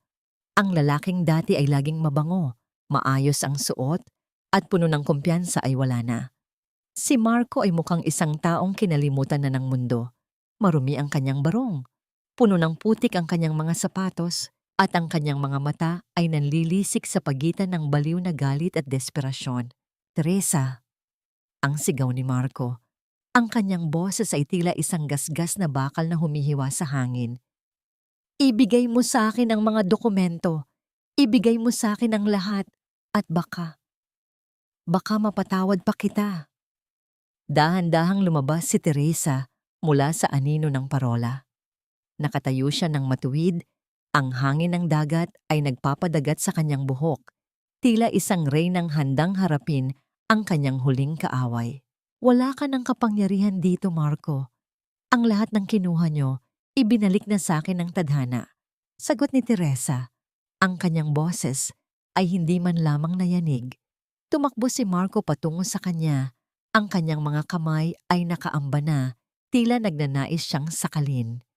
Ngunit huminto siya nang makita ang tanso na kahon na hawak ni Teresa. Sa isang iglap, ang galit sa kanyang mukha ay napalitan ng isang mapait na pagmamakaawa. Please, Teresa, you loved me, right? Sa loob ng 10 taon, ako ang buhay mo. Huwag mo itong gawin sa akin. Si Mami ay wala na. Si Bianca ay nasa kulungan na rin. Ikaw na lang ang meron ako. Ang bulong ni Marco habang dahan-dahang lumuluhod sa buhanginan. Ang bawat hikbi niya ay tila isang huwad na musika na hindi na nagpapatinag sa puso ni Teresa. Minahal ko ang lalaking akala ko ay ikaw, Marco. Pero ang lalaking iyon ay isang ilusyong binuo ninyo ni Celestina. Ang lalaking nasa harap ko ngayon ay isang mamamatay tao at isang magnanakaw. Mariing sagot ni Teresa habang tinitignan ang kanyang asawa ng may halong habag. Sa gitna ng kanilang paghaharap, isang maliit na kislap ng bakal ang nakita ni Teresa mula sa bulsa ni Marco. Isang maliit na patalim na balak nitong gamitin bilang huling alas. Ngunit bago pa man makakilos si Marco, ang paligid ay binalot ng mga asul at pulang ilaw na nagmumula sa mga sasakyan ng pulis na kanina pa nakapaligid sa kanila sa utos ni Luis. Marco Villarreal, bitawan mo ang sandata at itaas ang iyong mga kamay. Ang utos ng isang opisyal na umalingaw-ngaw sa buong dalampasigan. Sa sandaling iyon, ang huling hibla ng katinuan ni Marco ay tuluyang naputol. Sinubukan niyang tumakbo patungo sa dagat, Tila nagnanais na lamunin na lamang siya ng mga alon kaysa harapin ang realidad ng kanyang mga gawa. Ngunit mabilis siyang naabutan ng mga pulis. Ang tunog ng kanyang pagbagsak sa buhanginan at ang muling paglalapat ng mga posas sa kanyang mga kamay ay naging hudyat ng ganap na pagbagsak ng Imperyong Villarreal. Teresa, hinding-hindi ka magiging masaya. Isinumpa kita. Ang huling hiyaw ni Marco habang kinaladkad siya palayo. Ang kanyang boses ay dahan-dahang nilunod ng tunog ng naglalakihang alon. Naiwan si Teresa na nakatayo sa dalampasigan. Naramdaman niya ang dahan-dahang pagtulo ng kanyang mga luha. Hindi dahil sa sakit, kundi dahil sa wakas ay natapos na ang lahat. Ang bawat sugat, bawat pait, at bawat sakripisyo ay nagbunga na ng katarungang matagal nang ipinagkait. Lumapit si Luis sa kanya at dahan-dahang inakay siya palayo sa parola. Sa kanyang paglalakad, naramdaman ni Teresa ang init ng sikat ng araw sa kanyang mukha. Ang gabi ay tapos na, at sa unang pagkakataon, sa loob ng maraming taon, naramdaman ni Teresa na siya ay tunay na malaya. "What now, Teresa?" tanong ni Luis habang nakatanaw sila sa malawak na karagatan. Tumingin si Teresa sa tanso na kahon na hawak niya. "Ngayon, Luis, itatayo natin ang unang gusali na hindi gawa sa takot. Isang tahanan para sa mga taong tulad ko na nawalan ng boses." Nabalik lamang ang diwa ni Teresa nang marinig niya ang isang pamilyar na tunog sa kanyang isipan, ang tinig ng kanyang ama na tila ibinubulong ng hangin. "Tapos na ang paghihintay, anak ko. Malaya ka na." Isang taon ang mabilis na lumipas na tila isang dahan-dahang pagbuklat ng mga pahina ng isang bagong aklat na wala ng bahid ng dugo at luha. Ang sikat ng umaga sa baybay ng kanilang bayan ay hindi na nagdadala ng pangamba, kundi isang mainit na pagtanggap sa bawat bagong simula. Sa mismong lugar kung saan dati ay nakatayo ang mga pangarap na gawa sa kasinungalingan, ngayon ay sumisibol ang isang komunidad na tinawag ni Teresa na Alvarado Haven. Hindi ito isang dambuhalang tore na pilit inaabot ang langit.